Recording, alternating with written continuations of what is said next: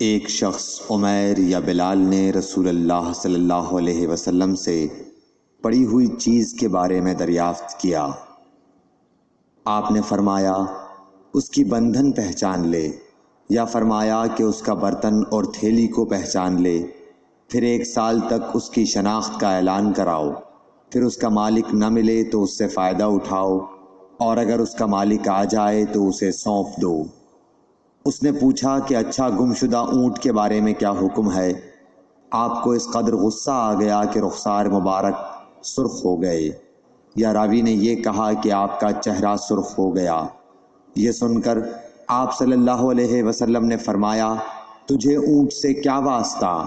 اس کے ساتھ خود اس کی مشق ہے اور اس کے پاؤں کے سم ہیں، وہ خود پانی پر پہنچے گا اور خود پی لے گا اور خود درخت پر چرے گا، لہٰذا اسے چھوڑ دو یہاں تک کہ اس کا مالک مل جائے۔ اس نے کہا کہ اچھا گمشدہ بکری کے بارے میں کیا ارشاد ہے؟ آپ نے فرمایا وہ تیری ہے یا تیرے بھائی کی، ورنہ بھیڑیے کی غذا ہے۔ حضرت ابو ہریرہ رضی اللہ تعالی عنہ نے عرض کیا، یا رسول اللہ، قیامت کے دن آپ کی شفاعت سے سب سے زیادہ سعادت کسے ملے گی؟